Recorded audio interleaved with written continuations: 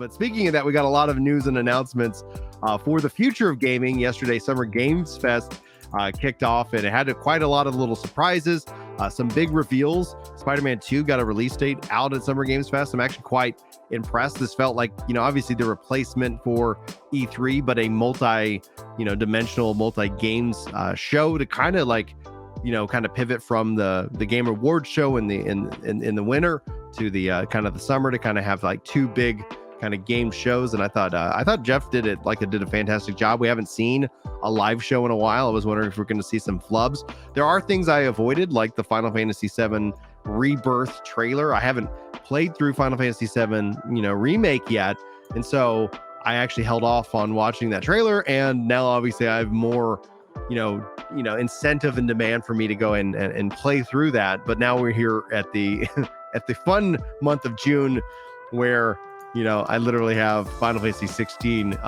ready to go here on the 22nd. So I think I'm going to play through 16, and then I'll go and kind of jump back in, sometime this summer and experience Final Fantasy 7, R for what it is. So I wanted to kind of get Chris's kind of thoughts on it. Before we get Chris's thoughts, though, be sure to like, sub, and comment below what you guys enjoyed most about Summer Game Fest, or sound off in chat, and we'll talk about your opinion as well as we film these shows live. I think we might go to a Monday, Friday kind of cadence, because this kind of feels like a nice little bookend for our week. But Chris, Summer Games Fest, what are your thoughts? Positive, negative? What do you know? What do you have questions about? As a Final Fantasy fan, I don't see how Final Fantasy fans weren't huge winners. To basically know that we are going into FanFest season for Final Fantasy 14. That Final Fantasy 16 is right around the corner. I think there's going to be a media event or something tied to that out in LA over the next couple weeks, rolling right into the launch. I believe I've heard some rumors of that. I don't know if that's what that's for. And then there's another 7 coming out early next year for anybody that hasn't beat the other 7. And so there's going to be patch 6.5 and 14. I just don't see how.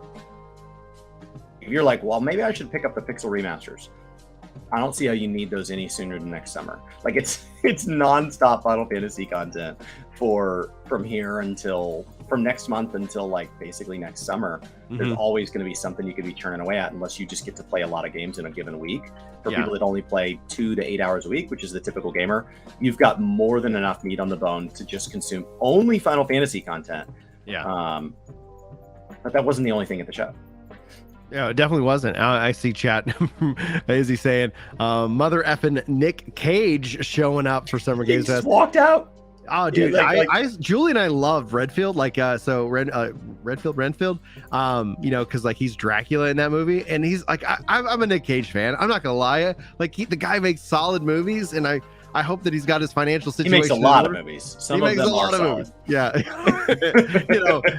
In terms of ratio, he's we're just kind of, spreading the odds out that the game's going to be good. Now, and he's going to be showing up in Dead by Daylight, which that's an interesting kind of, obviously property that's continued to draw in upon kind of horror. And honestly, it feels like a very fitting, kind of place for a Nick Cage, especially if you ever saw the massive weight of Talon, or I'm butchering the name of that movie. It's an absolute must watch Nick Cage film, and that's essentially where his kind of role and showing up brought it. So that surprise I thought was great, and the fact that Summer Games Fest in and of itself had those surprises, and at least with the Nick Cage announcement, it didn't feel like one of those hey, we brought on this celebrity who then it just feels like, I know I'm getting paid to be here, guys. It's but it felt a little bit more natural. So I was actually quite thrilled to see Nick Cage kind of come up on stage. He was coming to Dead by Daylight. So I think the other thing is that the crowd was, I think a lot of the reveals yesterday were reveals for the fact that the industry is inundated with news.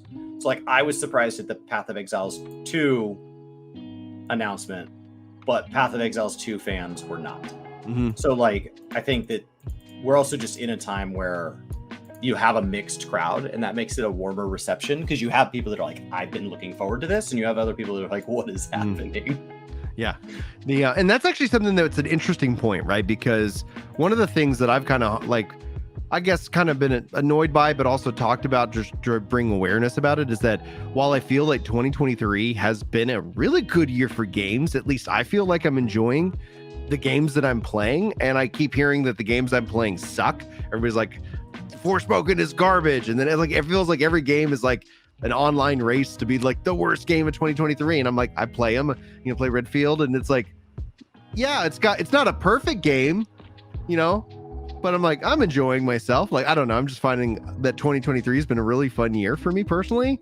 But then the online discourse is that, and I think I heard somebody talk about how it's, I think, coming from people who are just over consuming news, so that they're like on every rumor, if they're on every little bit of news drop when they sit down for Summer Games Fest, which draws in a massive, bigger audience than essentially kind of the, like, everybody who's here at Work to Game or even beyond in like these bigger communities that are like plugged in.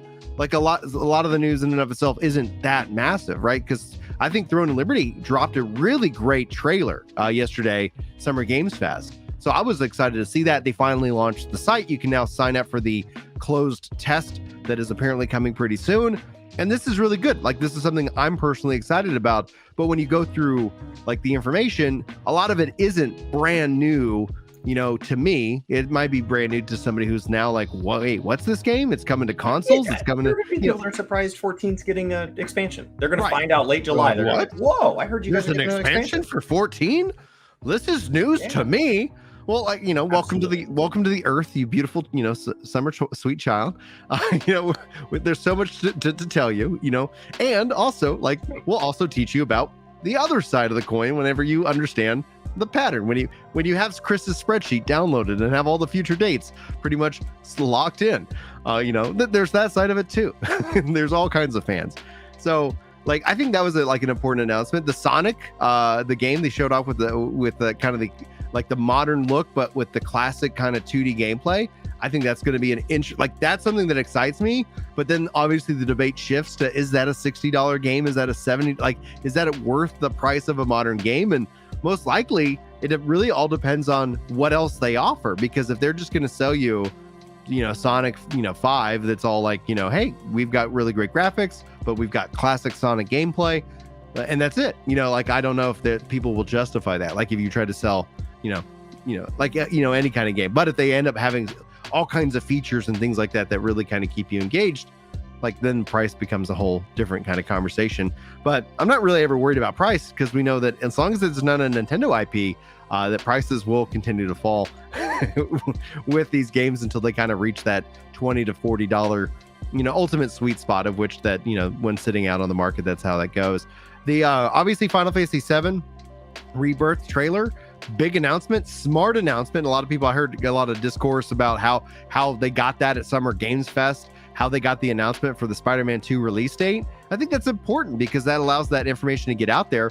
Final Fantasy 16 has an event this Sunday, the 11th. In fact, like, when we look at the Summer Game Fest, the PC Gaming Show, Ubisoft, Capcom Showcase, Xbox, Starfield, obviously the Future Games. So like June 10th, 11th, and 12th, like, are really kind of the next big hitters for news.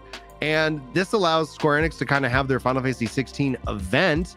And already the Final Fantasy, 7 Rebirth, like, trailers dropped. And so they're not necessarily stepping on their toes. They're letting people be excited about this. Then they'll let people be excited about the thing on the 11th. And then it's only just less than 2 weeks away until the game's out. So people get to download the demo, play it for themselves, and decide if they want to jump in with the latest round of that.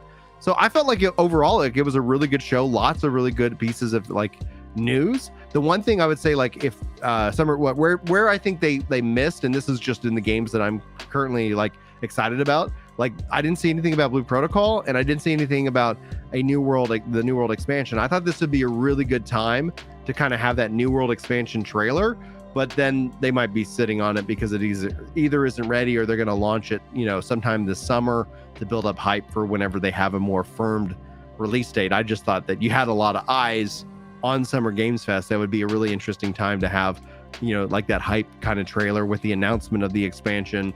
That would have been a really good opportunity. And who knows, they, like I just said, there's a bunch of other events coming up, and maybe that could be slotted in there, or maybe it's just going to be something we have to wait till July before they start kind of sharing publicly. Any misses? Anything that you would have liked to seen different? No, I mean, I wasn't paying like super close. I don't own every console, and I don't have time for this many games. So I really just want to focus on like, what's the good news that came out? If somebody dropped the ball, like, doesn't bother. It's not. I don't know. It just doesn't seem worth fretting over. You know, having live events and stuff again is great. I'm looking forward to going back to a convention here in July. I don't know if I'll be able to go to BlizzCon or not, but it would be nice to. It's just nice to see things kind of return to celebrate the big moments, and I think we have a lot of great games right now, so it's nice to see that stuff get celebrated.